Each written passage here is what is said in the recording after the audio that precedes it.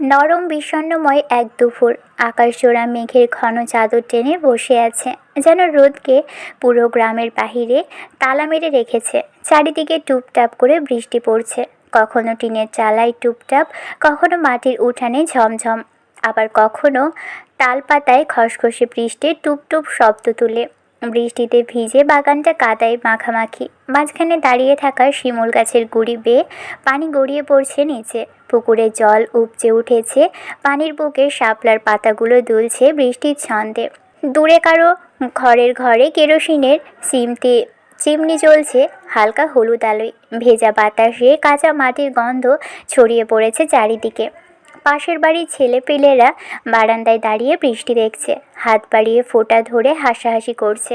গরুর বাঁধন থেকে গরু মাথা নেড়ে নেড়ে বৃষ্টির শব্দ শুনছে। মুরগিগুলো দৌড়ে গিয়ে লুকিয়েছে খোপের ভিতর। দুপুর হলেও গ্রামের মানুষের ঘরে ঘরে এক ধরনের অলস নিস্তব্ধতা। কনক নিজের ঘরে বসে বসে এক মনে বাহিরের বৃষ্টির দিকে তাকিয়েছিল। এই মনের দুঃখগুলো যদি বৃষ্টির মতোই ঝরঝর করে মাটির সাথে মিশে যেত, তাহলে কতই না ভালো হতো। আজকাল চোখের সামনে প্রিয় পুরুষের অর্ধাঙ্গিনীকে দেখলে গায়ে জ্বলন ধরে, থরথর করে কেঁপে ওঠে শরীর। কেন হয় এমন? কেনই বা এত হিংসে? কনক তো চায় না হিংসে করতে, তবুও কেন এমনটা হয়? ময়ূরীর প্রতি তাহসিনের যত্নটা যেন গোলাপের কাঁটার মতন মনে হয়। সে লম্বা একটা দীর্ঘশ্বাস ফেলল। বাড়িতে আয়োজন চলছে, বাহিরে বৃষ্টি হওয়ার কারণে সেখানে কাজ শুরু হবে পরে। আপাতত বাড়ির ভিতরেই চলছে সব। সে ঘর থেকে বেরিয়ে এলো বাহিরে। ফাহাদ পুতুলকে নিয়ে তাহসিনের ঘরের সামনে ঠান্ডা ফ্লোরে বসে বসে খেলছে। সে দুটো বাচ্চাকে ভালো করে পরখ করলো। সম্পর্কে এরা মামা ভাগ্নি হয়, মিষ্টি একটা সম্পর্ক। পুতুল ফাহাদকে চোখ পাকিয়ে ঝাড়ছে, আবার খিলখিল করে হাসছে। ফাহাদ গাল ফুলিয়ে পুতুলের ঝাড়ি শুনে মিনমিন করে বলল, আমারে ন্যাংটা পুতুল দিলা কেন? আমি ওইটা নিমু না। পুতুল রাগ দেখিয়ে বলল, একটা চটকানা দেব, এটা নিলে কি হয়? তুমি আমারে ইডা দিলা কেন? দিয়েছি এই অনেক, ফাজিল মামা। ওরা ওদের মতো ঝগড়া করছে। কনক নিচে নেমে এলো। ড্রয়িং রুমে বাড়ির মানুষ আলোচনায় বসেছেন। সে সেখানে গিয়ে যুক্ত হলো। এখন একাকিত্ব কাটানোর জন্য হলেও মানুষের মাঝে মিশতে হবে। সওদাগর বাড়ির পিছনটা একটু অন্যরকম। পুকুরের পাশে শুধু কাঠগোলাপের বাগান, সাদা আর হলুদ রঙা। হিমি বাগানে এসেছিল ফোনে কথা বলতে বলতে। ঢাকা থেকে ঘন ঘন ফোন আসছে তার। মায়ের মাথায় বিয়ের ভূত চেপেছে। তার ভাষ্যমতে মেয়ের বয়স 30 হতে চলল, অথচ এখনও বিয়ে হলো না। মানুষজন কলঙ্ক লাগানোর আগেই মেয়ের বিয়ে তার দিবেন, এতে হিমির ঘোর আপত্তি। বিয়ে যে কেন করতে চায় না, এটা না নিজে বুঝতে পারছে আর না অন্য কাউকে বোঝাতে পারছে। সে কল কেটে বাগানে বসলো সিমেন্টের বেঞ্চে। খানিকক্ষণ আগেই বৃষ্টি থেমেছে। ভেজা বেঞ্চে বসেই মেয়েটা মাথা ঝুঁকিয়ে লম্বা শ্বাস টানলো। এই জীবনের শেষ কোথায়? মানুষের হাজারটা কথা শুনতে শুনতে এখন নিজেকে বড্ড অসহায় লাগে, ক্লান্ত লাগে। সে মাথা উঁচিয়ে পাশে তাকিয়ে দেখলো আদনান হেঁটে আসছে বাচ্চাদের মতো করে, মুখে লেগে আছে দুষ্টু হাসি। হিমি তাকিয়েই রইল, দৃষ্টি সরালো না একটুও। আজলান ওর পাশে এসে বসলো নিঃশব্দে। তুই এত চিপাই চিপাই ঘুরিস কেন? তোকে পুরো বাড়ি খুঁজে এলাম। এসব রেখে যা করতে গ্রামে এসেছিস সেটা কর। তোদের দুজনের কাহিনী তো আমি বুঝতে পারছি না। কাজের কাজ না করে নিজেদের পার্সোনাল লাইফ নিয়ে ব্যস্ত। আমার তো কাজ নেই এখানে, ভাবছি কাল সকালেই চলে যাব। আদনান মুখ কালো করলো, বলল, আপাতত কাজ বন্ধ কর। সারের সাথে কথা হয়েছে। বেশ ভালো। তুই যাবি কেন? এখানে পুতুলের জন্য এসেছিলাম আমি, এখন ওর আমাকে দরকার নেই, তাহলে থেকেই বা করবো কি? আদনান ঠোঁট চেপে নিচু স্বরে পড়ল, আমি কি একটু বেশি বিরক্ত করেছি তোকে? যদি এমন হয় আমার কারণে তুই বিরক্ত বোধ করিস, তাহলে আমি আর তোকে বিরক্ত করব না। হিমি মাথা তুলে আদনানের দিকে তাকালো। ছেলেটার গম্ভীর মুখ, গভীর চোখ। হঠাৎ হিমি চোখের কোণায় পানি চিকচিক করে উঠল। মেয়েটা মুখ ফিরিয়ে নিয়ে বলল, তুই কে? আমার সামনে থেকে যা। সত্যি বিরক্ত লাগে আমাকে? খুব। মন থেকে বলছিস? হিমি লম্বা শ্বাস টানলো, বলল, কাল রাতে দেখলাম ছাদে বসে বসে বসের সাথে আড্ডা দিচ্ছিলি, তাহলে কি বিয়ের দাওয়াতটা এবার পাবো? আদনান আশ্চর্য হয়ে বলল, ছাদে?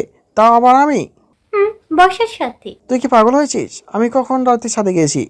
হিমির রাগ হলো খুব। সে দাঁত চেপে বলল। কেন এত নাটক করছিস? কেন জ্বালাচ্ছিস আমাকে? আদনান শান্ত হয়ে একটু এগিয়ে এলো নিকটে। হিমির নরম ছোট্ট হাত জোড়া মুঠোয় নিয়ে বলল। আমাকে অবিশ্বাস করছিস? আল্লাহর নাম দিয়ে বলছি, তুই ব্যতীত অন্য কোনো নারীর আমার জীবনে নেই। হিমি বাচ্চাদের মতো কেঁদে উঠল এবার। শক্ত হৃদয়ের মেয়েটাও আজ কেমন তুলোর মতো নরম হয়ে এলো। আদনান হাত বাড়িয়ে বুকে টেনে নিল তাকে। মাথায় হাত বুলিয়ে দিল নিঃশব্দে। মেয়েটা শুধু বয়সেই বড়। তাছাড়া আদনানের কাছে এ মেয়েকে বাচ্চা একটা মেয়েই মনে হয় সব সময়। এই যে বুকের ভিতর সব কিছু চেপে রেখে দেয়, এই জিনিসটা আদনান নিজেও জানে। মুখে মুখে হাজার কথা বললেও হিমি যে তাকে ভালোবাসে এটাও সে খুব ভালো করেই জানে। হিমি আদনানের বুকের কাছে শার্ট খামচে ধরে বলল।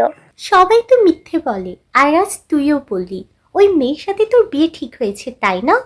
আদনান বলল। না। সত্যি কেন বলছিস না? বললে কি হবে? আদনান শব্দ করে হেসে উঠল। হিমিকে ছেড়ে ওর চোখের পানি মুছিয়ে দিতে দিতে বলল। তাহলে চল আজ ওই কাজী ডেকে আনি। এ আনন্দের বউ, এই আদনানের বউ বানাবো তোকে। বউ হবি আমার। হিমি চোখ পাকিয়ে বলল। তুই আমার ছোট, যা পাগলামি করবি না। আদনান চোখ ছোট ছোট করে হিমির চিবুক ধরে নিচের দিকে ফিরিয়ে ফিস ফিস করে বলে। আমার তোকে চাই। আজ রাজি না হলেও কাল জোর করে তুলে নিয়ে কি বিয়ে করবো। পাগলামি করিস কেন এত? ভালোবাসি তাই। হিমি উঠে দাঁড়ালো। আদনানের থেকে দূরত্ব বজায় রেখে বলল। জানি না তুই কেন আমি ভালোবাসিস, কিন্তু আমার ভালোবাসাটা বড্ড অন্যায় হয়ে গেছে তোর। আমি ভালোবাসতে নেই, ভালোবাসতে শুধু আগুনে পুড়বি। আদনান ঠোঁট জুড়ে হেসে ফেলল। হেলান দিয়ে বসে হিমির ব্যথাতুর চোখের দিকে তাকিয়ে বলল। তোকে নিচে থেকেও ভালোবাসি। শুধু একবার আমার হয়ে দেখো, পুরো পৃথিবীর সুখ তোর পায়ের নিচে থাকবে। হিমি বাকরুদ্ধ হয়ে খানিকক্ষণ দাঁড়িয়ে রইল। আদনানকে সে বোঝাতে পারবে না। মেয়েটা বাড়ির পথে হাঁটতে হাঁটতে বলল। অসম্ভব। নামাজ শেষ করে তাওসিন বাড়ি ফিরেছে। ময়ূরী রান্নাঘরে শাশুড়ির সাথে কাজ করছিল। বাড়িতে মেহমান আসবে, তাদের জন্য থাকার ব্যবস্থাও করা হচ্ছে। রুহু লেগে আছে বাড়ির কাছে। অন্যদিকে তাহসিন বাড়ি ফিরতেই তাকে খাবার দেওয়া হলো। সে বাদে সবাই খেয়ে কাজে লেগে গেছে। বড় ডাইনিং টেবিলটায় একাই বসে আছে সে। ময়ূরী গম্ভীর মুখে একে একে সব খাবার এনে সেখানে রাখছে। তাহসিনের সাথে তার কথা হয়েছে কিছু কিছু। তাহসিন সাহস করে ডাকলো তাকে। ময়ূরী ভাত বেড়ে চোখ তুলে তাকালো। জি। তুমি খেয়েছো? পুতুল আর ফাহাদ এখনো খায়নি, ওদের খাওয়া শেষ হলে খেয়ে নেব। ওরা কোথায়? বড়ভাবে নিয়ে গেছে পরিষ্কার করানোর জন্য। তখন সিঁড়ি বেয়ে আফিয়া নেমে এলো দুই বিছুকে নিয়ে। ফাহাদ দৌড়ে এলো তাহসিনের পায়ের কাছে। তাহসিন বলিষ্ঠ হাত দিয়ে বাচ্চাটাকে উঠিয়ে কোলে বসালো। পুতুল ধীরে ধীরে এসে চেয়ারে বসলো চাচির সাহায্যে। ওদের খেতে দেওয়ার পর ময়ূরী দেখলো তাহসিন ফাহাদকে খাইয়ে দিচ্ছে। পুতুল চুপচাপ নিজের ছোট ছোট হাত দিয়ে ভাত খাচ্ছে। মেয়েটা ঠোঁট কামড়ে ধরলো। মাথার ঘোমটা ঠিক করে আশেপাশে তাকালো। সে ফাহাদকে এবারে রাখতে চাইছে না। বাচ্চাটা যে বোনের আঁচল ছাড়তে চায় না। ময়ূরী ভাবলো নূপুরের বিয়ের দিন আব্বা আমার সাথেই ফাহাদকে পাঠিয়ে দিবে বাড়িতে। বাচ্চাদের খাওয়া হলে ময়ূরী বলল। আপনি খেলেন না যে? তুমি ওর সাথে খেয়ে নাও। পরে খাবো। আমিও।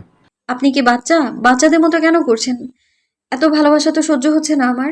স্বামীর ভালোবাসা পেতে ভাগ্য লাগে, শুক্রিয়া আদায় করো মেয়ে। ময়ূরী কথা না বাড়িয়ে খেয়ে নিল। তখনই সন্ধ্যায় দাদি শাশুড়ি তাকে ডেকেছেন নিজের ঘরে। ময়ূরী উপস্থিত হওয়ার পর তাকে কিছু নতুন গয়না দেওয়া হয়েছে। বাড়ির বউ হিসেবে এসব তার পাওনা ছিল দাদি শাশুড়ির কাছে। ময়ূরী নিতে না চাইলেও তিনি জোর করে দিয়েছেন। মহিলা বাড়ির বউদের স্বাধীনতা পর্যন্ত না করলেও বাড়ির প্রত্যেকটা বউকে ভীষণ ভালোবাসেন। ময়ূরী গয়নাগুলো তাহসিনের আলমারিতে রেখে দিয়েছে। এ বাড়ি থেকে যাওয়ার আগে সে শরীর থেকে যে গয়না খুলেছে আর পরেনি। সে বিয়ের আগে যেমন সাধারণভাবে থাকতো ঠিক সেভাবেই রয়েছে।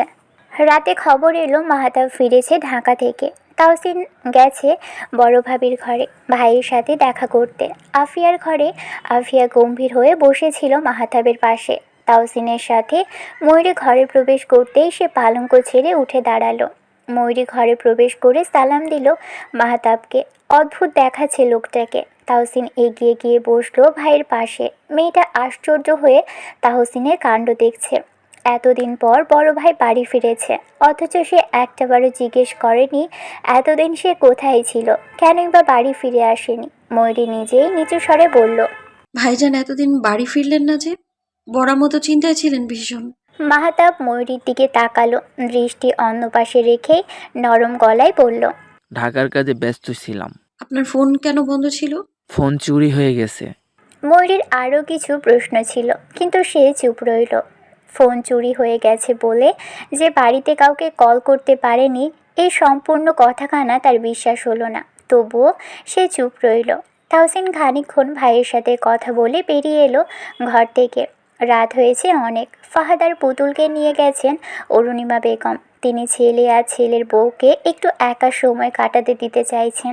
দুজনের মাঝে যে ঝামেলা চলছে সেটা ঠিক করার জন্য হলেও দুজনকে একা ছেড়ে দেওয়া উচিত।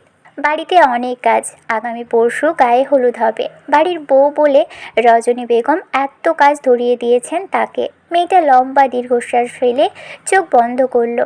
বাহিরে টুপটাপ করে ঝিরিঝিরি বৃষ্টি হচ্ছে। তাহসিনের ঘরের বারান্দায় ঘরের আবছে আলোয় বসে আছে মেয়েটা, পাশেই তাহসিন। সে ময়ূরীর শরীর ঘেঁষে বসে আছে পাশে। বেতের চেয়ারের পাশাপাশি একসাথে দুই নরনারী নীরবতা পালন করতে ব্যস্ত। ময়ূরী ঘাড় ঘুরিয়ে তাহসিনের দিকে তাকালো, বলল। না ঘুমিয়ে এইখানে কি করছেন? আমায় কি ক্ষমা করেছ, নাকি এখন অভিমানে বুক ভারী হয়ে আছে? যদি বলি বুকে যন্ত্রণা হচ্ছে। কারণটা কি তোমার স্বামী? মেয়েটা ঘাড় নিচু করে মাথা চেপে ধরল। তাহসিন নিঃশব্দে ফ্লোরে গিয়ে বসল। ময়ূরীর কোলে মাথা রেখে ভাঙা গলায় বলল। আমি ভীষণ শক্ত একটা মানুষ, জানো। কখনো কারোর সামনে মাথা ঝোঁকাতে শিখিনি, তবে তোমায় কবুল করার পর থেকে পদে পদে মাথা ঝুঁকিয়েছি। বিয়েটা আমি পুতুলের জন্যই করেছিলাম, কিন্তু আল্লাহ তো আমি ভালোবাসে দিয়েছে। আজ যদি স্বীকার করি আমার বিয়ে করা স্ত্রীকে আমি ভালোবাসি, তাহলে কি তুমি আমায় বিশ্বাস করবে না? আজ সকল দ্বিধা পেরিয়ে কিশোরী কন্যা স্বামী চুলের ভাঁজে হাত রাখল। গলায় কেমন বিষণ্ণ স্বর ছিল তার। স্বামী যে কোলে মাথা রেখে উত্তরের আশায় বসে আছে এখনও। ময়ূরী খানিকক্ষণ পর নিচু স্বরে বলল। ভুল মানুষ মাত্রই হয়। এখনো রেগে আছো? রেগে নেই তো, শুধু নিজেকে একটু সময় দিচ্ছিলাম। এই মান অভিমান আর ভালো লাগছে না আমার। আজ না হয় কাল মৃত্যু হলে মাটির নিচে রেখে দিয়ে আসা হবে। এত জেদ, এত অভিমান পুষে রেখে লাভটা কি হবে বলুন তো? তাহসিন চোখ তুলে তাকালো। কিশোরীর শান্ত মুখখানা বড্ড বিষণ্ণতাময় ঠেকল তার কাছে। শ্যামবনের পুরুষ হাত বাড়িয়ে ময়ূরীর খালি হাত শক্ত করে আঁকড়ে ধরল। কি ভাবছো এত? কেমন যেন লাগছে, অদ্ভুতভাবে সব এলোমেলো হয়ে গেছে। যেমন? বুঝতে পারছি না আমি কি করছি, আগামীতে কি করব কিংবা কি হবে, সবকিছু কেমন ঘোলাটে মনে হচ্ছে। শোনো, যা হওয়ার হয়ে গেছে। চালিয়ে আমরা অতীত ঠিক করতে পারবো না। সবকিছু ছেড়ে তোমার পড়াশোনা মন দাও। সামনের সপ্তাহে তোমার পরীক্ষা। বাড়িতে এত কাজ রেখে পড়ায় মন দিই কি করে? তাহসিন কপাল কুঁচকে ফেলল, আশ্চর্য হয়ে বলল। বাড়ির কাজ তোমায় কে করতে বলেছে? ময়ূরী শান্ত গলায় বলল। বিয়ে বাড়ি এটা, কাজ তো থাকবেই কম বেশি। বাড়ির বউ হিসেবে আমারও কিছু দায়িত্ব আছে, সে আমি পড়াশোনা করি কিংবা না করি।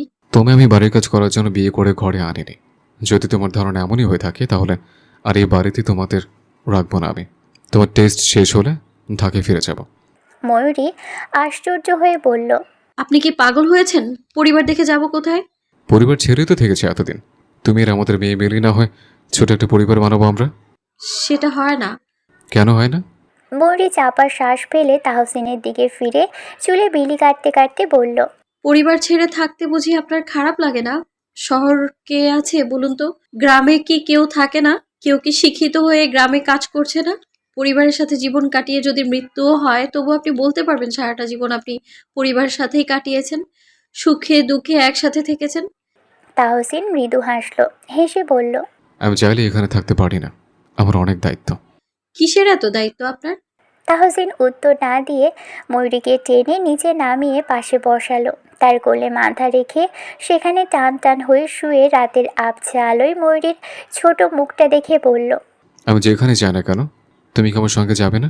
থাকবে না আমার পাশে? যেতে তো বাধ্য আমি। তাহলে এত কথা বলে কেন? আমাদের ছোট্ট একটা সংসার আছে। সে সংসারে তুমি, আমি আর আমাদের ছোট্ট একটা সন্তান আছে। আল্লাহ বাঁচিয়ে রাখলে ভবিষ্যতে আরও ছাও হবে, সংসার বড় হবে। লজ্জায় মেয়েটা মুখ ফিরিয়ে নিল। তাহসিন কিশোরীর লাশ দেখে আশ্চর্য হয়ে বলল, লজ্জার কিছু বলেছে আমি? আমাদেরকে ছানাপোনা হবে না? বাজে কথা। বাজে কথা কি বলেছে? আপনি সরুন তো, কাজ আছে আমার। তাহসিন উঠল না, আর না সরে বসল। উল্টো বউয়ের মন হালকা করার জন্য উঠে বসে তাকে কাছে টেনে নিল। মেয়েটার সাথে অনেক অন্যায় করেছে সে, যেটা করা উচিত হয়নি তার। চাইলেই তো আর ভুলগুলো শুধরে নেওয়া যাবে না, কিন্তু অতীত ভুলে নতুন করে জীবন শুরু করা যাবে। আল্লাহ না করুক কাল যদি তার কিছু হয়ে যায়, তাহলে আজীবন সে ময়ূরীর কাছে প্রতারক হয়েই থেকে যাবে। একজন স্বামী হিসেবে এটা বয়ে চলা তার পক্ষে সম্ভব নয়। ময়ূরী তার স্ত্রী, তাহসিনের ব্যাপারে সব কিছু জানার অধিকার তার আছে। তাহসিন ভাবল আজ ময়ূরীকে কিছু কথা জানাবে সে, যা সওদাগর বাড়ির কেউই জানে না। পুতুল অব্দি নয়, আফিয়ার ছোট্ট একটা ঘর। সেই ঘর বিয়ের পর খুব যত্ন করে সাজিয়েছিল। এই ঘরে আগে মাহাতাব মত্ত থাকতো তার সাথে, কত মিষ্টি স্মৃতি লেগে আছে সেই ঘরটাই। আজও যখন মাহাতাব কাছে আসে, তখন তার কোনো স্পর্শ মধুর মতো মিষ্টি লাগে না, কেমন বিষের মতো বিষাক্ত মনে হয়। আজকাল বুকে ভীষণ ব্যথা হয় মেয়েটার। এত ব্যথা জন্মের পর সে কখনো পেয়েছে কিনা জানা নেই। তখন মধ্যরাত, বাহিরের শীতল বাতাসে মুখরিত চারপাশ। মাহাতাব নিশ্চিন্তে ঘুমিয়ে আছে আফিয়ার পাশে, শরীর ঘেঁষে। লোকটার শরীর থেকে সিগারেটের কড়া গন্ধ ভেসে আসছে এখনও। খানিকক্ষণ আগেও এই লোকটা আফিয়াতে মত্ত ছিল। গভীর ঘনিষ্ঠতা ছিল দুজনের মধ্যে। আফিয়া চাইলেই তাকে বারণ করতে পারে না মুখের উপর দরজা বন্ধ করে দিতে। আজ সে কত কিছু জানতে চেয়েছে মাহাতাবের কাছে। মাহাতাব নীরব ছিল, নিশ্চুপ থেকে নীরবতা পালন করেছিল। মাহাতাব যখন চুপ থাকে তখন মেয়েটার যন্ত্রণা হয় ভীষণ। আগে তো মাহাতাব এমন ছিল না। মাহাতাব কখনো আফিয়ার কোনো কথাকে এভাবে তুচ্ছ তাচ্ছিল্য করতো না। তাহলে আজ কেন লোকটা এমন করছে? দ্বিতীয় স্ত্রীর কাছেও যাবে না, আবার মুখ ফুটে কিছু বলবেও না। ভোর সকালে আফিয়া গোসল সেরে বের হয়েছে সবে। মাহাতাব আড়মোড়া ভেঙে বিছানায় বসতেই আফিয়ার গম্ভীর মুখ দেখে গম্ভীর গলায় বলল, কড়া করে 1 কাপ রং চা দিও আফি। আফিয়া ভেজা চুল মুছতে মুছতে বলল, মাহতাব, আপনার এই খামখেয়ালি স্বভাব আমার ভালো লাগছে না। আমি আবার কি করলাম? আমি হাজারবার জিজ্ঞেস করেছি শান্তার সাথে চম্পার সম্পর্ক কি, আপনি জানেন নিশ্চয়ই। শান্তাকে গিয়েই জিজ্ঞেস করো। তার সাথে আমি কথা বলি না। তাহলে আমার কানের কাছে ঘ্যান ঘ্যান করো কেন? তোমার আমার ব্যাপারে কথা না বলার থাকলে বলো, না হলে বাদ দাও। এখন চা এনে দিবে নাকি বাড়ি থেকে বেরিয়ে যাব এখন? আফিয়া রেগে ঘর থেকে বের হলো। নিচে কিছু লোকজন রুহুলের সাথে ডেকোরেশন নিয়ে আলোচনা করছে। আফিয়া মাথায় লম্বা কাপড় দিয়ে সিঁড়ি বেয়ে নামতেই ছেলেগুলো সালাম দিল তাকে। আফিয়া সালামের উত্তর দিয়ে মাহাতাবের একজন কাছের ছেলেকে বলল, তুমি ভাই আজ সন্ধ্যায় এসে কিছু জিনিসের লিস্ট নিয়ে যেও। হলুদ তো কাল হবে, তাই জিনিসগুলো আগেই আনতে হবে। ছেলেটা মাথা নাড়ল। আফিয়া রান্নাঘরের দিকে যেতে চাইলে রুহুল তাকে থামিয়ে দিয়ে ছেলেগুলোকে বিদায় দিয়ে বলল, বড় ভাবি বড় ভাই কি হুটেছে? হ্যাঁ ভাই, উনি বোধহয় ফ্রেশ হবেন এখন। ভাইকে একটু বলবেন দুপুরে একটু উপজেলায় যেতে হবে। উপজেলায় কেন? উনি না বললেন বিয়ের এই কয়েকদিন আর কাজে যাবেন না? রুহুল হেসে ফেলল। রাজনীতি করে ভাই, ঘরে বসে থাকলে কি কাজ হবে ভাবি? আফিয়া গম্ভীর হলো। রান্নাঘরে গিয়ে চা বানিয়ে এলো ঘরে। মাহাতাব গোসল সেরে বিছানায় বসে বসে ফোন ঘাঁটছিল। আফিয়া ফিরতেই দৃষ্টি সামনে রেখে ফোন রেখে দিল। হাতে নিয়ে সেখানে চুমুক দিতেই সে বলল, রুহুল বলছিল আপনাকে নাকি আজ উপজেলায় যেতে হবে। যাব। হঠাৎ বাইরে থেকে ময়ূরীর কণ্ঠস্বর শুনে আফিয়া দৌড়ে গেল দরজার কাছে। দরজা খুলে দিতেই ময়ূরীর হাস্যোজ্জ্বল মুখ দেখে মেয়েটা অবাক হলো। ঘর থেকে বেরিয়ে দরজা চাপিয়ে দিয়ে বলল, আয় হায়, আজ নতুন বইয়ের হলো কি? এমা, দেখি দেখি, তুমি আজ সকালে গোসল করেছো? একসাথে এত প্রশ্ন শুনে ময়ূরী হতভম্ব হয়ে বলল, তুমি কি শুরু করলে ভাবি? ব্যাপার কি? স্বামীর সোহাগ পেয়ে আজ মনটা বুঝি খুব ফুরফুরে?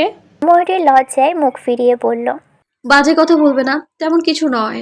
বড় আম্মা সকালে ঘরে গিয়ে জানালেন আজ বরপক্ষের কিছু লোকজন আসবেন বাড়িতে মেয়ের জিনিস দিতে।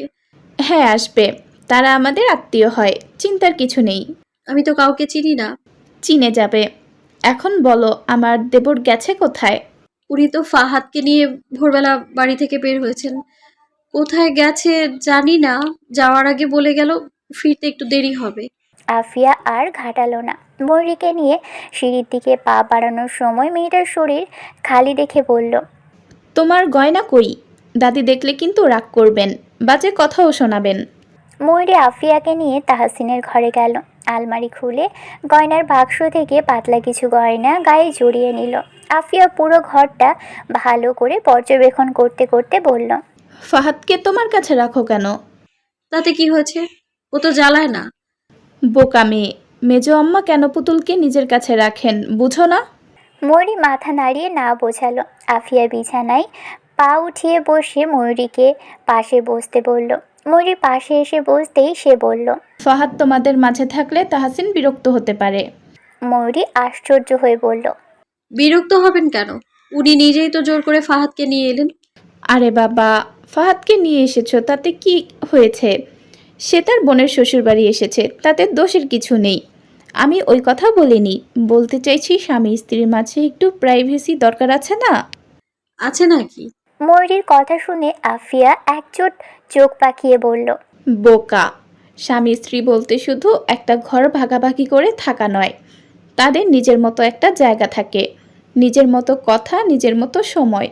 ফাহাদ থাকলে কি আর সেসব হবে? ময়ূরী লজ্জা আর অস্বস্তিতে নিচে তাকিয়ে গয়নার বাক্সটা টেনে বন্ধ করলো। তোমরা সবাই আজকাল অদ্ভুত কথা বলো। অদ্ভুত কি? একটা মারলে সব এমনিতেই বুঝে যাবে। কাজের কাজ করো, না হলে আজীবন কাঁদতে হবে। ময়ূরী দ্রুত মুখ ফিরিয়ে নিল। লজ্জা লাগে ভাবি। এহ, লজ্জা তো তোমার স্থায়ী বাসিন্দা। আফিয়া হেসে উঠে দাঁড়ালো। চলো নিচে যাই। মেজো আম্মা গিয়ে দাঁড়িয়ে আছে নিচে। নতুন বউ দেরিতে গেলে আবার আমার ওপরই দোষ চাপাবে। নিচে নামতেই ওরা দেখলো সৌদাগর বাড়ির ড্রয়িং রুম ভরে গেছে মানুষে। বৌঝিরা এদিক ওদিক ছোটাছুটি করছে।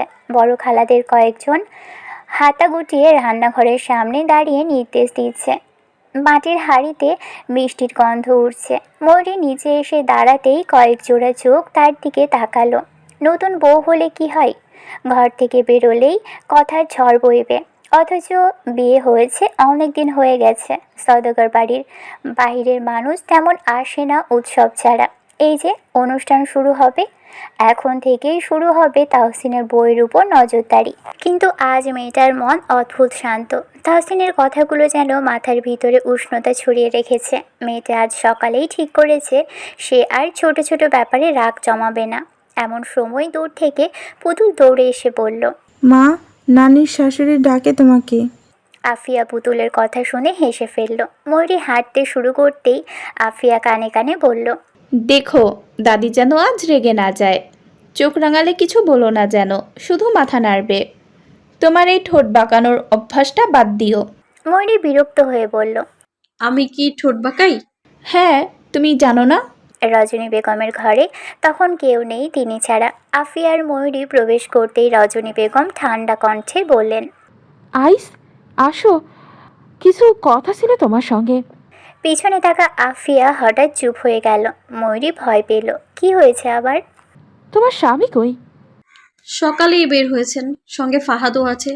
রজনী বেগমের রুক্ষ মুখ খানিক নরম হলো। ভালোই করছে, কাল রাইতে সে তোমার ব্যাপারে অনেক কথা কইছে আমার লগে। ময়ূরী চমকে তাকালো, বলল, আমার ব্যাপারে? তাহসিন পোলা মানুষ হইলেও তার মনে অনেক কথা জৈমা থাকে। তোমার লাইগা সে কেমন অস্থির থাকে, তুমি হয়তো বুঝতে পারো না। ময়ূরী আর কথা বলতে পারল না, চোখ নামিয়ে দাঁড়িয়ে থাকলো। তিনি ফের বললেন, নাতবু, সংসার আঁকড়ে ধরতে শেখো। তাহসিন তোমারই খুব ভালোবাসে। তোমাকে মধ্যে যা ভুল বোঝাবুঝি আসছিল আর জানি না বারে, সংসার ভাঙতে সময় লাগে না, কিন্তু গড়তে অনেক সময় লাগে। যে আমি চেষ্টা করব। অহন যাও, আজকে অনেকে আইব, তোমার পাশে থাকার দরকার। ওরা ঘর থেকে বেরিয়ে বাহিরে এলো। জানা গেল ছেলের বাড়ির মানুষ দুপুরের আগ দিয়ে আসবেন। বাড়িতে সেই হিসেবেই রান্নার ব্যবস্থা শুরু হলো। হিমি মুখ কালো করে বসে আছে নিজের ঘরে। তাহসিনের সাথে একজোট ঝগড়া হয়েছে তার। সে গ্রামে থাকতে চাচ্ছে না, আর এখানে তার কাজ শেষ। সকালে বর্ষা হিমির যাওয়ার খবর শুনেই তার ঘরে এলো। হিমি বর্ষাকে বসতে দিল। বর্ষা হাসি মুখে বলল, তুমি চলে যেতে চাইছো যে? কাল বাদে পরশু বিয়ে, আর এখন গেলে হয়? আমার ঢাকায় ফিরতে হবে বর্ষা। ছোট ভাই বোনদের একা পাশে রেখে এসেছি। তোমার মা বাবা সেখানে থাকে না? না, আব্বু আম্মু বাংলাদেশের বাইরে থাকে। আমরা 3 ভাই বোন বাংলাদেশেই থাকি। ও, তাহলে তাদেরও আসতে বলো। হিমি মুচকি হেসে বলল, ওরা আসবে না এখানে। বাদ দাও, তোমার আর আদনানের নাকি বিয়ের ব্যাপারটা আগাচ্ছে। বর্ষা ফোঁস করে চাপা নিঃশ্বাস ফেলে হিমির হাত দুটো মুঠোয় নিয়ে বলল, আমায় তোমার এত খারাপ মনে হয় আপু? আদনান ভাইয়ার সাথে আমার বিয়ের কথা উঠেছিল ঠিকই, কিন্তু আমরা বিয়ে করছি না। সে যে এক সিনিয়র আপুর প্রেমে হাবুডুবু খাচ্ছে, এ কথা জানার পর তাকে বিয়ে করি কিভাবে? হিমি আশ্চর্য হলো, আবার লজ্জাও পেল। বুকের উপর থেকে যেন বড় একটা পাথর নেমে গেল। সে শুষ্ক ঠোঁট ভিজিয়ে বলল, আদনান তোমায় এসব বলেছে? জি, আরও কি বলেছে জানো? কি বলেছে? খুব শীঘ্রই তোমাকে বিয়ে করবে। ইস, বাজে কথা বলবে না। আচ্ছা যাও তুমি, আমি খানিকক্ষণ পর আসছি। সকাল গড়িয়ে দুপুর হলো। ছেলের বাড়ির মানুষ এসে গেছে। সবাই ব্যস্ত মেহমান নিয়ে। বাড়ির বাহিরে লাইটিংয়ের কাজ চলছে। ময়ূরী ব্যস্ত পুতুলকে নিয়ে। পুতুল ভাত খাচ্ছে মায়ের হাতে। বাচ্চাটা আজ ভীষণ জ্বালাচ্ছে খাবার নিয়ে। মাছ খাবে না বলে মাংস নিয়েছিল, এখন বলছে মাংস খাবে না। ময়ূরী চোখ রাঙিয়ে বলল, তোমার বাবা এলে কিন্তু ভীষণ বকবে। চুপচাপ খেয়ে নাও, আমার আরো কাজ আছে।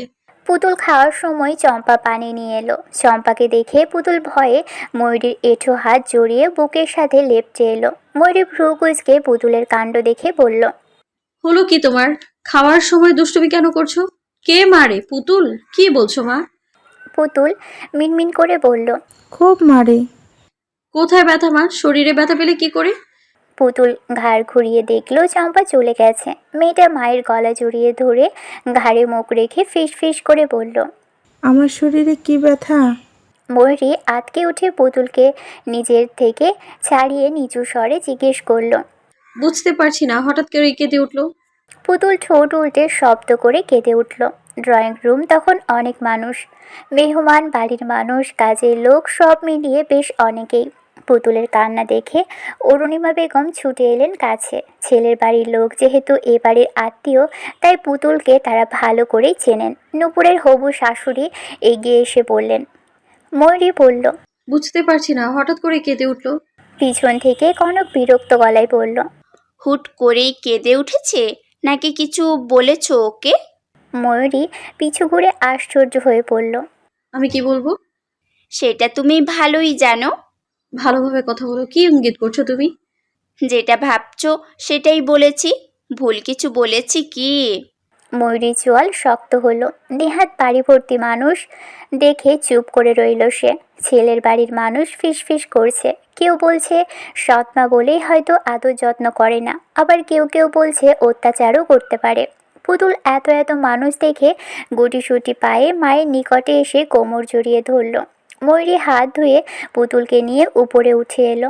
আজ প্রথম কেউ তাকে এভাবে অপমান করলো, শ্বশুরবাড়ি পুতুলের আপন মা নয় বলে। কনকের কথার মানে ধরতে পেরেই তার মেজাজ খারাপ হয়ে গেছে। এমনিতেই কনকের স্বভাব তার পছন্দ নয়। তাহসিনের পাশে একটু বেশি ঘুরঘুর করে মেয়েটা। ময়ূরী দরজা লাগিয়ে খাটের পাশেই দাঁড়িয়েছিল।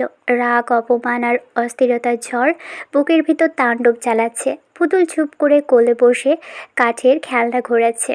মুখ গম্ভীর, চোখ লাল টকটকে। মেয়েটা খেলছে ঠিকই, কিন্তু তার খেলায় সেই স্বাভাবিক উচ্ছ্বাস নেই। দরজার বাহিরে পায়ের শব্দ, তারপর কড়া নাড়ার বদলে সরাসরি কপাট ঠেলে ভিতরে ঢুকলো তাহসিন। ঘরে ঢুকেই প্রথমেই পুতুলের দিকে তাকালো, তারপর চোখ গিয়ে থামলো ময়ূরীর কাঁপতে থাকা মুখে। কি হয়েছে? ময়ূরী ঘুরে দাঁড়ালো। তাহসিনকে দেখে কিছু বলার আগেই তাহসিন দরজা চাপিয়ে দিয়ে বলল, কনকের সাথে নাকি ঝগড়া করেছো বাড়ি ভর্তি মানুষের সামনে? ময়ূরী হতবাক, সে অবাকের চরম পর্যায়ে। আমি ঝগড়া করতে যাব কেন? কনকে তো বললো। আর আপনি বিশ্বাস করে নিলেন? তাহসিন শান্ত পায়ে এগিয়ে এসে ময়ূরীর পাশে বসলো। হাত বাড়িয়ে কাছে টেনে নিচু স্বরে বলল, যেটা চোখে দেখিনি সেটা বিশ্বাস করবো কেন? আমি বলো তো কি হয়েছে? ময়ূরী ঘাড় ঘুরিয়ে দেখল পুতুল খেলতে খেলতে বিছানার মাঝখানেই ঘুমিয়ে গেছে। সে দৃষ্টি ফিরিয়ে বলল, কনকের কথাবার্তা আমার পছন্দ হচ্ছে না। ও খোঁচা মেরে কথা বলে। কে বলেছে? ময়ূরী সব খুলে বলল তাকে। তাওসিন সব কিছু শুনে একটু রাগ করেছে। কনকের থেকে এসব আশা করেনি সে। সে বলল পরে কনকের সাথে কথা বলবে। ময়ূরী বারণ করলো, বলল, এসব নিয়ে ঝামেলা করে লাভ নেই। ভুল করে ফেলেছে একটা, বাদ দিন না। তাওসিন মাথা নাড়ালো। ময়ূরী উঠতে চাইলো তাওসিনের কোল থেকে। তাওসিন ছাড়লো না। ময়ূরী শুষ্ক ঢোক গিলে বলল, দুপুর হয়েছে, খাবেন না? হুম, নিচে চলুন। ভাত খাবো না। ময়ূরী ফট করে তাকালো তার দিকে, বলল, তাহলে? ভালোবাসা খাবো। ময়ূরী ঠোঁট চেপে বলল। ভালোবাসা খায় কি করে? ময়ূরীর প্রশ্নে তাওসিনের ঠোঁটের কোণায় হাসি ফুটে উঠল। তার চোখে এক ধরনের গভীর দৃষ্টি, যা ময়ূরীর বুকের ভিতরটা কেমন যেন কাঁপিয়ে তুলল। তাওসিন বলল, ভালোবাসা খাওয়া যায় যদি তুমি খাওয়াও। ময়ূরী চোখ বড় বড় করে তাকিয়ে রইল। তার গলা শুকিয়ে এসেছে। হাত দুটো অবচেতনেই নিজের আঁচলের মুঠো কোনা করে ধরল। ছাড়ুন, উঠতে দেবেন তো নাকি? তাওসিন মাথা নাড়ালো। না। এভাবে তাকাবেন না। তাওসিন একটু ঝুঁকে এসে বলল, তাহলে কিভাবে তাকাবো? আমার স্ত্রী হয়ে আমার চোখে চোখ রাখবে না? ময়ূরীর কপালে অভিমান মেশানো লাজ ফুটে উঠল। সে মুখ ঘুরিয়ে নিল। তাওসিন হাত বাড়িয়ে আলতো করে তার চিবুক তুলে ধরল। তোমার কাছে আমি একবার ভালোবাসা চাইলে তুমি কি দিতে পারবে না? কেমন ভালোবাসা? তাওসিন তার কোলের উপর বসে থাকা ময়ূরীকে একটু কাছে টেনে নিল। তাদের মাঝে দূরত্বটা একদমই মিলিয়ে গেছে। ময়ূরীর নরম চুলের গন্ধটুকু তাওসিনের নাকে এসে লাগলো। এই ভালোবাসা? তাওসিন ফিসফিস করে বলল এবং ধীরে ধীরে তার কপালে ঠোঁট ছুঁয়ে দিল। একটা দীর্ঘ স্থির নিঃশব্দ চুম্বন। মেয়েটার নিঃশ্বাস থমকে আছে। প্রতিপাড়া গ্রামটা একটু ভিতরমুখ বললে ভুল হবে না। গ্রামটা ভিতরমুখ বলেই হয়তো গ্রামের কালো আধারে ঢাকা অনৈতিক কাজগুলো কারোর চোখে পড়ে না। কাজগুলো এমনভাবে করা হয় যেন কারোর নজরেই না আসে, কিংবা চোখের সামনে দিয়েই কাজ চালিয়ে গেলেও কেউ ধরতে পারে না। গোয়েন্দা বিভাগের 7 জন কাজ করছে সুতিপাড়া গ্রাম নিয়ে। গত 1 মাসে 3টা কেস সমাধান হয়েছে। সুতিপাড়া গ্রামের বাতাসেও যেন এক ধরনের অজানা ভয় মিশে যাচ্ছে দিন দিন। দিনের বেলায় চারিদিক যতই শান্ত দেখাক, রাত নামলেই গ্রামটা বদলে যায়। গোয়েন্দা বিভাগের 7 জন সদস্য ছদ্মবেশে আছে গ্রাম জুড়ে। একজন এক ছদ্মবেশে ঘুরে বেড়াচ্ছে। এদের কেউই কাউকে চেনে বলে মনে হয় না, কিন্তু প্রতিদিন রাতে একই বাড়ির সামনে এসে ফাইল মিলিয়ে যায়। গত 1 মাসে 3টে কেস সমাধান হলেও সবচেয়ে বড় রহস্য এখনও অমীমাংসিত। ইতোমধ্যেই গত 4 মাসে 3 কিশোরী নিখোঁজ হওয়া, তারপর দক্ষিণ পাড়ার বড় নদীর পাড়ে থেকে পাওয়া অর্ধেক পোড়া ওড়না, সবই যেন ইঙ্গিত দিচ্ছে আসল অপরাধী এখনও ছায়ার মধ্যে। গোয়েন্দা বাহিনীর প্রধান আজ গ্রামের উত্তর প্রান্তের শিমুলতলায় দাঁড়িয়েছিলেন। যাই হোক, আগুন দিয়ে প্রমাণ মুছতে চেয়েছে। তার পাশেই দাঁড়িয়ে থাকা তরুণ গোয়েন্দা অরিন্দম বলল, স্যার, লোকজন ভয় পাচ্ছে বলে রাত হলেই কিছু একটা মাঠের দিকে হাঁটে। মানুষের মতো, আবার মানুষের মতো নয়। অফিসার ঠোঁট চেপে ধরে চারদিক দেখলেন। হাওয়া আজ অতিরিক্ত ঠান্ডা। শীতের জন্য নয়, অজানা আতঙ্কের জন্য। অদ্ভুত হাঁটার শব্দ, হঠাৎ গৃহপালিত পশুর চিৎকার, নদীর দিকে জ্যোৎস্নায় কিছু ছায়া, সব কথাই যেন জট পাকানো ধাঁধার মতো। এদিকে দূরের মাথা ভাঙা নদীর কাছেই তিনি বিরক্ত হয়ে হাতের ঘড়ি দেখে বললেন, নমান, দিন দিন কেয়ারলেস হয়ে যাচ্ছ। ওরা 2 ভাই একটা কাজও সময় মতো করে না। মান একটু ব্যস্ত স্যার। আগে ডিউটি করতে হবে, তারপর সব কিছু। একজন এসবি অফার হয়েছে, এত হেয়ালি করলে চলে না। যাক, ওয়াহিদের কি খবর? কাজ করছে ঠিক মতো? জি স্যার, তিনি তার কাজ ঠিক মতোই করছেন। ওনার জন্যই লাস্ট কেসটা তাড়াতাড়ি সমাধান করতে পেরেছি। গুড। অফিসার ইমতিয়াজ চোখ শুরু করে সামনে তাকালেন। ঠিক তখনই শিমুলতলার বাঁ দিকের সরু পথ ধরে ধীর পায়ে একটা ছায়া এগিয়ে এলো। অরিন্দম হালকা ঘাড় উঁচু করে বলল, আর মনে হচ্ছে নওমান। অফিসার বিরক্ত মুখে মোচড় দিয়ে দাঁড়িয়ে রইলেন। মিনিট 2 পর নওমান এসে দাঁড়ালো 2 অফিসারের সামনে। হাতে ধুলো, শার্টের কলার বেঁকে গেছে, মাথায় চুল এলোমেলো। স্যার, দেরি হয়ে গেছে জানি। নওমান কপাল মুছল। অফিসার ঠান্ডা গলায় বললেন, কাজের সময় কাজ করবে, ব্যস্ততা দেখানোর কোনো দরকার নেই। স্যার, ব্যস্ততা দেখায়নি, সত্যিই জরুরি ছিল। অরিন্দম ভ্রুকুচকে জিজ্ঞেস করলো। জরুরি। নওমান ঠোঁট টিপে বলল। স্বপ্নে হবু বউয়ের সাথে ঘুরতে গিয়েছিলাম অরিন্দম। তোমার ভাবি ভীষণ দুষ্ট, ছাড়তে চাচ্ছিল না আমাকে।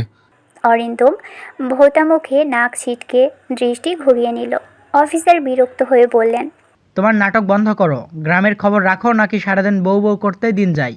আপনাকে কত করে বলেছি আমাকে বিয়ের পারমিশনটা দিয়ে দিন। বিয়ে করে ফেললে কি আর বউয়ের জন্য এত পড়ান কাঁদবে বলুন তো? ফালতু কথা ছাড়ো। সেদিন গুডাউন থেকে যেই লোকটাকে ধরলে তাকে আঘাত করছো কেন? লোকটা এখন কথাই বলতে পারছে না। কথা বলতে এমনিতেও পারে না, এমন হতচ্ছাড়া কাজে কে রাখে? উপরওয়ালাই ভালো জানে। নওমানের এহেন খামখেয়ালি কথাবার্তা শুনে অফার দাঁত চাপলেন। আর একটা বাজে কথা বললে তোমার চাকরি খাবো আমি। নওমান সিরিয়াস হলো, সঙ্গে সঙ্গে ঘাড় নিচু করলো। কিছুক্ষণ আগে সেই চঞ্চলতা, ঢং ঢং করে কথা বলা, তা মিলিয়ে গেল। শিমুলতলায় বাতাস হঠাৎ থেমে গেল বলে মনে হলো। অফিসার গম্ভীর গলায় বললেন। এখন যা পেয়েছো ওটা তোমার শেষ সুযোগ, ধরে নাও। আর কোনো ভুল চাই না, এক চুল এদিক ওদিক করা চলবে না, বুঝলে? নওমান মাথা নাড়ালো। জি স্যার। অরিন্দম ব্যাগ খুলে একটা ছোট্ট খাম বের করলো। স্যার, রিপোর্টটা এসেছে। নওমান ঘাড় তুলে জিজ্ঞেস করলো। কারো রিপোর্ট এটা? যে মেয়েটা গত বছর নিখোঁজ হয়েছিল সে মেয়েটার? অরিন্দম নিঃশ্বাস ফেলে বলল। হ্যাঁ, ফরেন্সিকে তারাই চুলের কণা মিলেছে, কিন্তু সমস্যা হলো ওড়নাটা ইচ্ছে করে পুরানো হয়েছে। 50%-এর বেশি ডিটেলস নষ্ট। অফিসের চোখ বন্ধ করে কয়েক সেকেন্ড দাঁড়িয়ে রইলেন। মেয়েটার বয়স আনুমানিক 16-17 হবে। সুতিপাড়া গ্রামের এক গরিব বাবার কন্যা।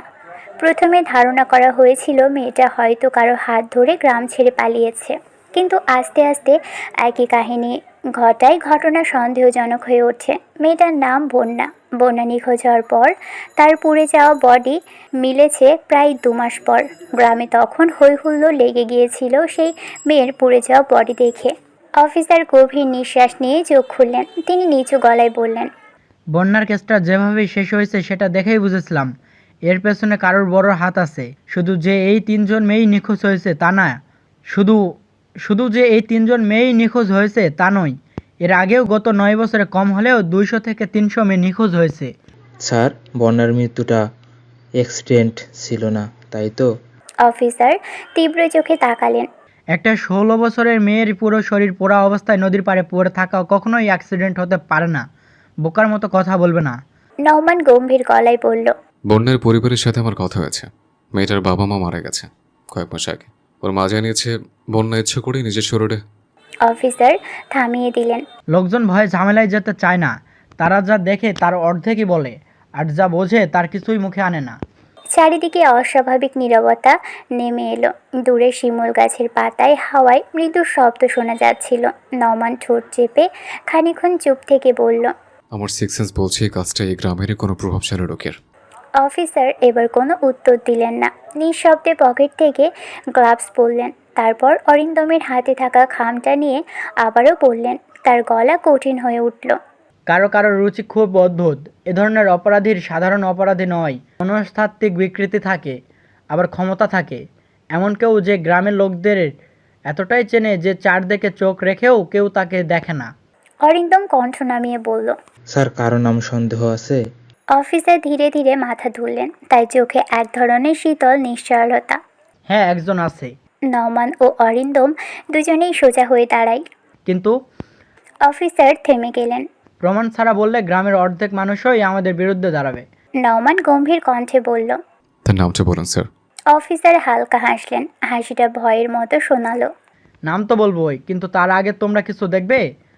তিনি ধীরে পকেট থেকে একটা ছোট্ট সাদা কাগজ বের করলেন। খুলে দেখালেন। কাগজটিতে আঁকা একটা অদ্ভুত প্রতীক। 3 রকম আঁকা বাঁকা চিহ্ন আর মাঝখানে লাল কালির দাগ। অরিন্দম বিস্ময়ে বলল। স্যার, এটা কি সেই চিহ্ন যেটা বন্যার বডির পাশে পাওয়া গিয়েছিল? অফিসার মাথা নাড়লেন। ধীরে বললেন। বন্যার নয়, এটা আরও 2 মৃতদেহের পাশে পাওয়া গিয়েছিল, যাদের কথা স্বাভাবিক মৃত্যু বলে চাপা দেওয়া হয়েছিল। নওমান হকচকিয়ে গেল। মানে? অফিসার ঠান্ডা কণ্ঠে বললেন। মানে সুতিপাড়ায় সিরিয়াল অপরাধ শুরু হয়েছে অনেক আগেই, শুধু কেউ জানতো না। তখন চারপাশে ভর দুপুর। তাহসিন অন্যমনস্ক হয়ে সওদাগর বাড়ির গেট দিয়ে ঢুকছিল। হঠাৎ বাড়ির বাগান পেরিয়ে পুতুল দৌড়ে এলো বাবার নিকটে। তাহসিন হাত বাড়িয়ে মেয়েকে কোলে তুলে নিতেই পুতুল বাবার গালে ছোট্ট চুমু খেয়ে বলল, বাবা জানো আজ কি হয়েছে? বাবাকে কিছু বলতে না দিয়ে সে বাবার কানে কানে বলল। মা আজ বড় ফুপিকে থাপ্পড় মেরেছে। তাহমিন মেয়ের কথা শুনে আশ্চর্য হয়ে বলল, কনককে তোমার মা মেরেছে? হ্যাঁ। কেন? তাহমিন ব্যস্ত হয়ে বাড়ির ভিতরে প্রবেশ করলো। বাড়ি ভর্তি মানুষ। সে চোখ ঘুরিয়ে ময়ূরীকে খুঁজল। ময়ূরী গিন্নিদের মতো রান্নাঘরের সামনেই কিছু একটা করছে। তাহসিন এগিয়ে গেল নিকটে। সে সেখানে উপস্থিত হতেই রান্নাঘরের ভিতর থেকে আফিয়া ঠোঁট টিপে বলল, এসে গেছে আমার দেবর বাবু, বইয়ের আঁচল এখন ছাড়বে না সে। কিছু মানুষ এসে ফেলল আফিয়ার কথা শুনে। ময়ূরী একটু লজ্জা পেল। তাহসিন গম্ভীর হয়ে ময়ূরীর হাত আঁকড়ে ধরতেই মেয়েটা চমকে উঠল। করছেন কি? ঘরে আসো একটু। আমার কাজ আছে এখানে, দাদি দেখলে ভীষণ বকবেন। রাখো তোমার কাজ, আগে জামাই তারপর সবকিছু।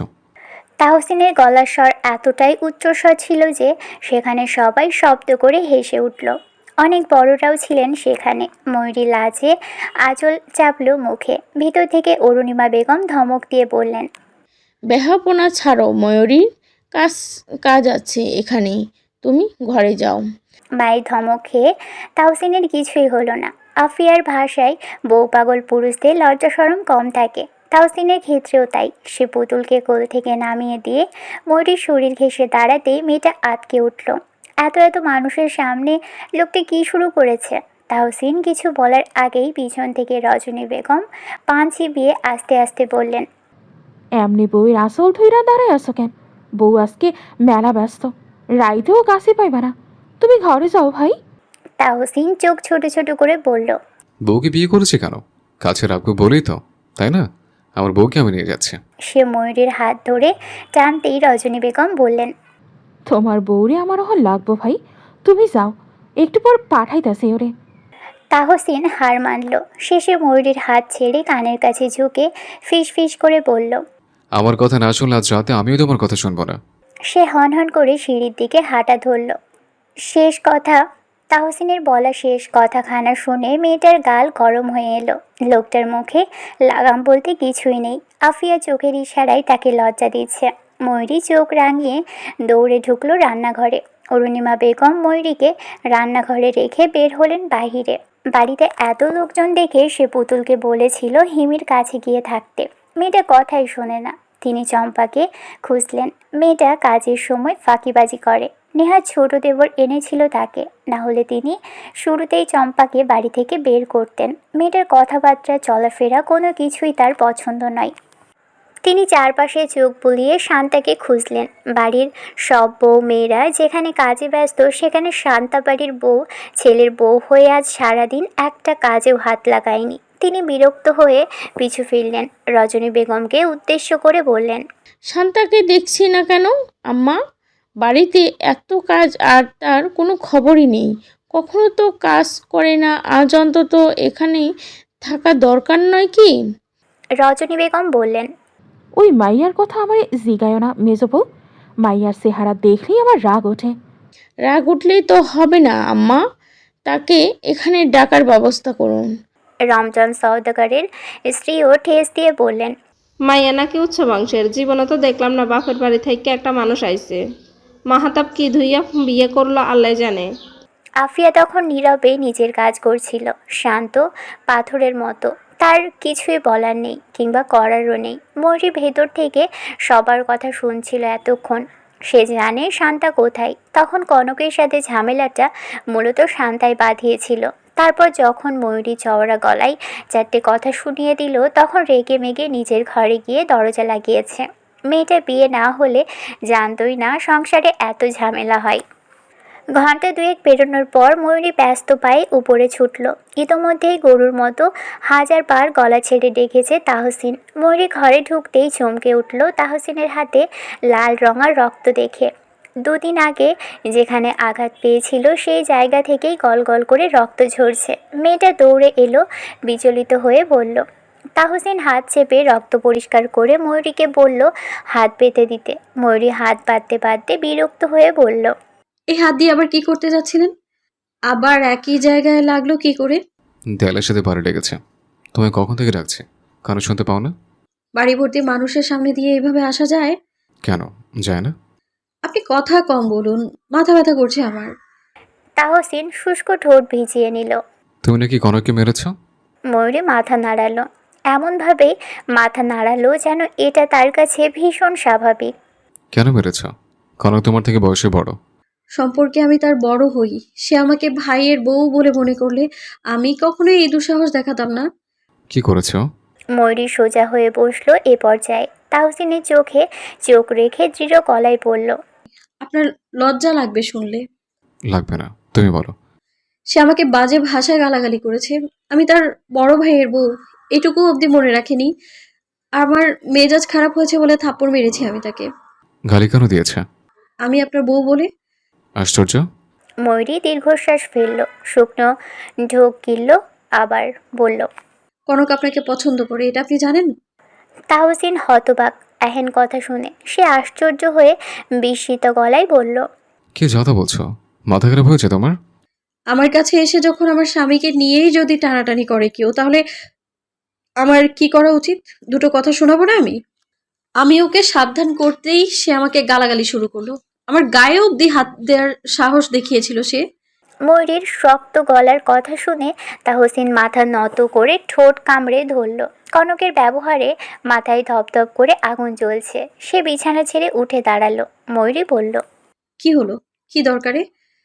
তাহসিন ঘরের দরজার দিকে পা বাড়িয়ে বলল। কনকের সাথে কথা বলে আসি। তাহসিন ময়ূরীর প্রশ্নের উত্তর না দিয়ে ময়ূরীর হাত ধরে ঘর থেকে বের হলো। উদ্দেশ্য কনকের ঘরে যাওয়া। কি করবে তাহসিন? তার পরবর্তী কাজ সম্পর্কে কোনো ধারণা নেই ময়ূরীর। সে চুপচাপ তাহসিনের সাথেই চলল। দক্ষিণা হাওয়া বইছে আজ। আকাশে কিছু ঝাঁক ধরে পাখি উড়ে যাচ্ছে। তাদের দেখে মনে হয়েছিল সবাই একসাথে কণ্ঠে ছন্দ মিলিয়ে গান গাইছিল। অষ্টদশী তখন নিজের ঘরে বসে বাহিরের দৃশ্য দেখতে ব্যস্ত। হঠাৎ দরজায় শব্দ হলো। সে অনুমতি দিতেই ঘরে প্রবেশ করলো তাহসিন, পিছনে ময়ূরী। কনক চমকে হতবুদ্ধি হয়ে এগিয়ে আসতেই তাহসিন শান্ত গলায় বলল, ভালো আছিস? কনক শুদ্ধ গলা ভিজিয়ে বলল, জি। কনক ময়ূরীর দিকে তাকালো। মেয়েটার মুখ দেখে সব স্বাভাবিক মনে হয়েছে, তবুও বুকে ভয় বাঁধল। তাহসিন এগিয়ে গিয়ে বসলো বিছানায়। চোখের ইশারায় কনককে সামনে ডাকলো। সে গুটিসুটি পায়ে সামনে আসতেই গভীর গলা প্রশ্ন ছুড়ল, আমার স্ত্রী তোর কি হয়? ভাবি। আমি তোর কি হই? ভাই। এবার তাহসিন দাঁত চাপলো, বলল, তুই ময়ূরীকে গালি দিয়েছিস? তাহসিনের ধমক শুনে চমকে উঠল সে। ভয় পেলেও দৃঢ় গলায় বলল, এসব বাজে কথা কে বলেছে আপনাকে? আমি কেন ময়ূরীকে গাল দিতে যাব? পিছন থেকে ময়ূরের গম্ভীর গলা ভেসে এলো, আমি তোমার বড় ভাইয়ের বউ, নাম ধরে কেন ডাকছো? কনক স্তব্ধ। সে কোনো প্রশ্নের উত্তর দিতে পারছে না। তাহসিন তখন বলল, প্রথম কথা হচ্ছে তুই তোর ভাবিকে গালাগালি করেছিস, বাজে ব্যবহার করেছিস, এমনকি গায়ে হাতও তুলতে চেয়েছিস। কোন সাহসে এই চিন্তা মাথায় এলো? তাহসিনের ধমকে মেয়েটার ঠোঁট কামড়ে মাথা নিচু করলো। তোর সাহস দেখে অবাক না হয়ে পারছে না। কেন এমন নোংরা একটা কাজ করেছিস? ক্ষমা চাই এক্ষুনি। কনক মাথা না তুলেই বলল, পারবো না আমি। তারপর জানিস, হাত পা ভেঙে ফেলবো একদম। ক্ষমা চাইবে আমার সামনে এবং এক্ষুনি। কনক দাঁত চেপে মাথা নত করে ময়ূরীকে উদ্দেশ্য করে বলল, ভাবি, আমাকে মাফ করে দিও, আমার ভুল হয়েছে। ময়ূরী বলল, ঝামেলা আমার পছন্দ নয়। তোমার ভাই আমায় নিজ ইচ্ছায় বিয়ে করে নিয়ে এসেছে। সে আমার স্বামী, তাকে নিয়ে উল্টাপাল্টা চিন্তা মাথায় আনলে ভুলে যাব আমি তুমি তো আমার ননদ হও। একবার দুঃসাহস দেখিয়েছো, পরের বার আর এমন দুঃসাহস দেখিও না। আজ শুধু একটা মেরেছি, এর পরের বার কোনো জায়গা বাকি রাখবো না আমি। ময়ূরী থামতেই তাহসিন বলল, নেহা তুই মেয়ে মানুষ, নাহলে তোর গালে ঠাটিয়ে কয়েকটা বসিয়ে দিতাম। আবেগের বয়স চলে গেছে, এখন বাস্তবতা মেনে নিতে শেখ। তাহসিন বিছানা ছেড়ে উঠে দাঁড়ালো। ময়ূরীর নিকট এগিয়ে গিয়ে বইয়ের কাঁধ আঁকড়ে ধরল যত্ন করে। ময়ূরী মাথার কাপড় ঠিক করে পিছু ফিরল। ঘরের বাহিরে যাওয়ার আগে একবার পিছু ফিরে শক্ত গলায় বলল, তোমার বড় ভাইয়ের বউ আমি, এটুকু মনে রাখলেই হবে। তাহসিন আর ময়ূরী ঘর থেকে বের হতেই কনকের বুকের ভিতরটা ধপাধপ করতে লাগলো। ঘরটা হঠাৎ অন্ধকার মনে হলো তার কাছে। মেয়েটা টলমলো পায়ে গিয়ে জানালার পাশে দাঁড়ালো। সামনেই ময়ূরী আর তাহসিন পাশাপাশি হাঁটছে। তাহসিন ময়ূরীর দিকে একটু ঝুঁকে কিছু বলল। ময়ূরী মাথা নাড়ালো। দূর থেকেও বোঝা যাচ্ছিল দুজনের বোঝাপড়া আর অদ্ভুত এক আশ্রয় ভরা সম্পর্ক। কনক ঠোঁট চেপে তাকিয়ে রইল। মনে হচ্ছিল বুকের ভিতর কিছু কুঁকড়ে ধরছে তাকে। রাগে মেয়েটা নিজের মাথার চুল খামচে ধরল। তাহসিন তার ভাই নয়, ভাই হয় কি করে? বড় চাচার ছেলে সে। চাচাতো ভাইকে সে কখনোই ভাই মানেনি, কিন্তু আজ স্বীকার করতে হয়েছে তাহসিন তার ভাই হয়। কনক হঠাৎ মাথা তুলে আয়নার দিকে তাকালো। চোখ দুটো লাল হয়ে আছে রাগে, অপমানে আর অদ্ভুত এক বাধা কষ্টে। নিজের প্রতিচ্ছবিটাকে দেখে মনে হলো সে যেন পরাজিত। মনে হলো কেউ তার মুখের উপর দরজা আছাড় মেরে দিয়েছে। দোতলা সিঁড়ির উপরে দাঁড়িয়ে আছে তাহসিন আর ময়ূরী। ময়ূরীর চোখ মুখ স্বাভাবিক। তাহসিন আর চোখে মেয়েটার স্বাভাবিক মুখশ্রী পর্যবেক্ষণ করে বলল, আমাকে মারা চিন্তা করছে নাকি? তোমাকে দেখে এখন নিজের ভয় করছে আমার। ময়ূরী বিরক্ত হলো। মেজাজ খারাপ, বেশি কথা বলবেন না। মেজাজ ঠান্ডা করো এখন। বলে তো এলাম ওকে, মেয়ে মানুষের গায়ে তো আর হাত দেওয়া যায় না। যতই হোক শুদ্ধ পুরুষ আমি, বউকে ছাড়া কাউকে ধরি না। ঘরে চলো, একটু ধরাধরি খেলে। ময়ূরী নাক মুখ কুঁচকে দূরত্ব রেখে দাঁড়ালো। বিরক্ত হয়ে বলল, মুখে সেলাই করে দিব বেহায়া লোক। তুমি আমার মনের দুঃখ বোঝো না কেন? আমার বাচ্চা কাচ্চার মুখে কবে আব্বা ডাক শুনবো বলো তো? ধরাধরি না খেললে তো তারা তোমার কোলে আসবে কোত্থেকে? আপনি বেশি কথা বলেন। বাড়ি ভর্তি মানুষের সামনে আজ অন্তত মুখটা বন্ধ রাখুন। ময়ূরী সিঁড়ির ধাপে নেমে গেল এক ধাপ, কিন্তু তাহসিন ঠিক পিছনেই দাঁড়িয়ে। মেয়েটা যতটা দূরত্ব রাখতে চাইছে লোকটা ততটাই কাছে আসছে। ময়ূরী বিরক্ত হয়ে পিছনে তাকাতেই তাহসিন নিচু গলায় বলল, দোয়া করবো, মুখে বন্ধ রাখবো। কিন্তু তুমি যদি আমার থেকে এত দূরে থাকো তখন দোয়া মোনাজাত সবই বৃথ হয়ে যাবে, জানো তো? দয়া করে মুখ খুলবেন না আপনি।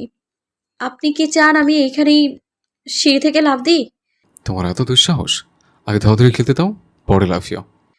চুপ। চুপ তো আছে, কথা তো তুমিই চালাচ্ছ। ময়ূরী আর এক সেকেন্ডও দাঁড়ালো না, ঝট করে নেমে গেল নিচতলায়। তাহসিনও পিছনে অনুসরণ করছে, কিন্তু পা টিপে টিপে। নিচে নামতেই ময়ূরী দেখলো রান্নাঘরের দিকে কয়েকজন মহিলা তাকিয়ে আছে। তাহসিন বুঝে গেল মানুষজন তাকিয়ে আছে তাদের দিকে। লোকটা ময়ূরীর পাশে এসে দাঁড়িয়ে নিচু গলায় বলল, রাগ কমেছে? না। তোলা আর একটু কাছে আসো, তখন কমবে। ময়ূরী চোখ রাঙালো। আপনি আমার থেকে দূরে থাকবেন। এত মানুষের মধ্যে হাসির পাত্রী বানাবেন না দয়া করে। তাহসিন গম্ভীর মুখে 2 সেকেন্ড দাঁড়িয়ে রইল, তারপর মৃদু গলায় বলল, এত মানুষ আছে তাই ধরছি না, কিন্তু ঘরে গিয়ে বানাবে কোথায়? ময়ূরী থমকে গেল, বলল, আপনি ঠিক কি করতে চান? তাহসিন আর চোখে সদর দরজার দিকে তাকালো। সে বাহিরে যাবে এখন, কাজ আছে বাড়িতে। ময়ূরীর প্রশ্নের জবাব দিতে সে একটু ঝুঁকে এসে বউয়ের নাক টেনে দিয়ে ফিসফিস করে বলল, আজ দিনটা তোমার ছিল, লম্বা রাতটা আমার হবে। ময়ূরীর সঙ্গে সঙ্গে মুখটা সরিয়ে নিল। নাকে লাগা তাহসিনের ছোঁয়া গরম হয়ে লেগে রইল। গাল দুটো তেতে উঠল লজ্জায়। সে সেটা এমনভাবে চেপে রাখলো যেন কিছুই হয়নি। মেয়েটা শক্ত গলায় বলল, বেহায়া মানুষ, দূরে যান। তাহসিন হালকা হাসলো, তারপর ঠিক সেই পুরনো ভঙ্গিমাই বলল, দূরে যাব, কিন্তু আজ রাতে দূরে থাকতে পারবো না। শোনো, আজ একটু সেজে নতুন বউ হয়ে অপেক্ষা করবে আমার জন্য। বাড়ির লোকজনের চোখ এড়াতে দ্রুত হাঁটতে শুরু করলো। ড্রয়িং রুম পেরিয়ে সামনে যেতেই মেয়েটা অনুভব করলো তাহসিনের চোখ তার উপরেই। পিছনে না তাকালেও বোঝা যাচ্ছিল লোকটা হাসছে, একটা দুষ্টু, আত্মবিশ্বাসী আর নিজের বউকে দেখে নরম হয়ে যাওয়া হাসি। সামনে দরজার দিকে হাঁটতে হাঁটতেই তাহসিন ফোন বের করলো। কারো সঙ্গে জরুরি কথা বলতে হবে। ময়ূরী একবার আর চোখে তাকিয়ে দেখলো তাহসিনের চোখে একটু তড়িঘড়ি, একটু দায়িত্বের ছাপ।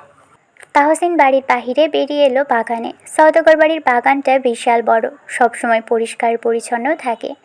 আজ সেখানে কাজ চলছে, রাতে বৃষ্টি হলেও সমস্যা হবে না। আদনান বাগানে চেয়ারে বসে বসে কাজ দেখছে। ছেলেটার বোধহয় মন খারাপ। তাহসিন এগিয়ে গেল নিকটে। বাড়ির চারপাশের মানুষজন কাজে ব্যস্ত। গ্রামে বিশাল বড় করে বিয়ের আয়োজন করা হয়েছে। সওদাগর বাড়ি প্রথম কোনো মেয়ের বিয়ে দিচ্ছে। কাল পরশু রাজনীতির মানুষ দিয়ে বাড়ি ভর্তি থাকবে। তাহসিন বসলো আদনানের পাশে। আদনান চোরা চোখে তাহসিনকে দেখে নাক টেনে বলল, গিয়েছিলি? হুম।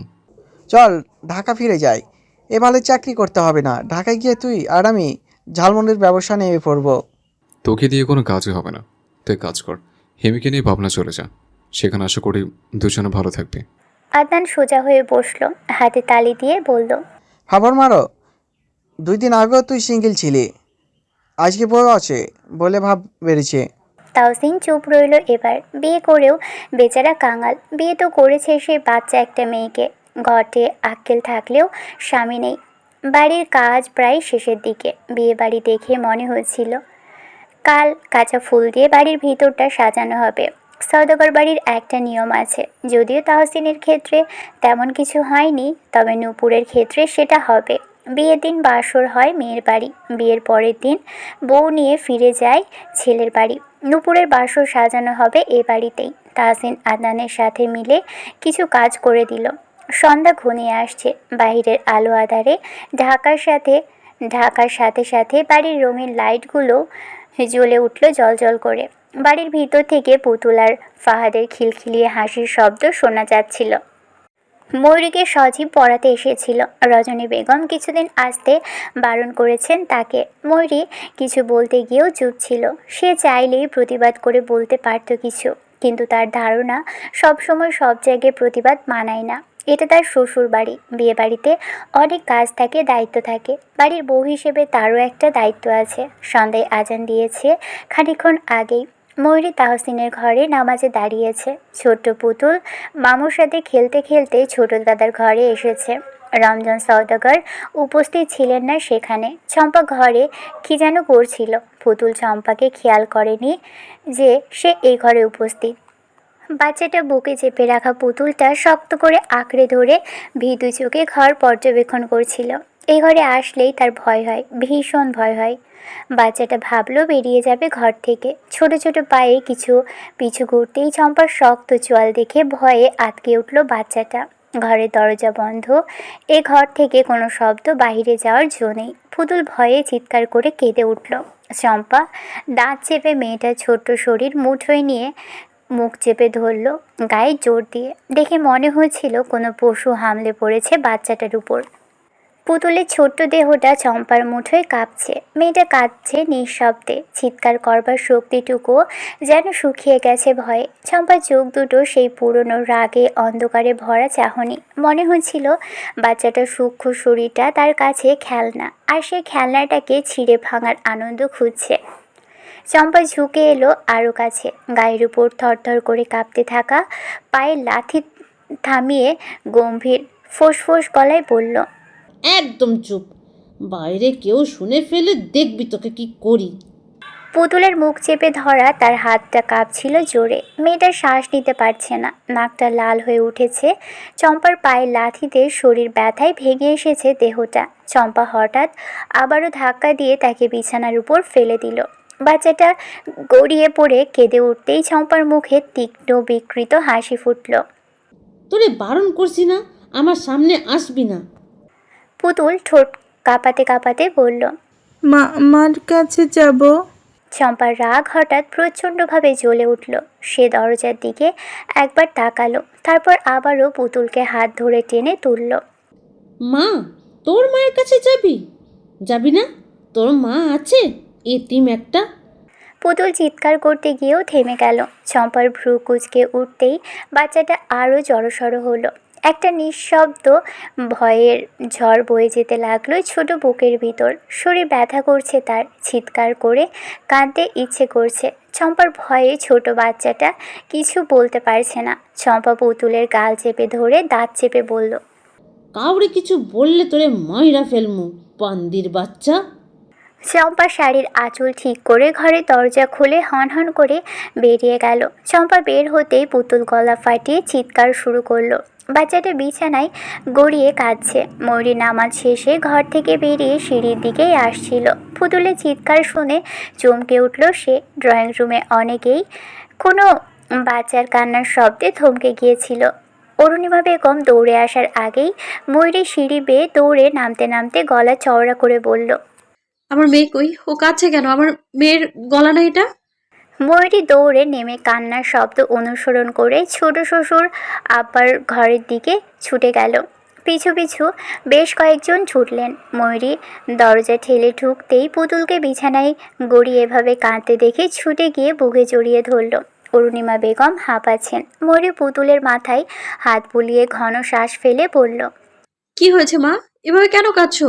ভয়ে মেয়েটা থরথর করে কাঁপছে। দরজার সামনেই তখন চম্পা এসে দাঁড়িয়েছে। পুতুলের চোখ সেদিকে যেতেই আবারও চিৎকার শুরু করলো। মায়ের বুকে গুটিয়ে এলো।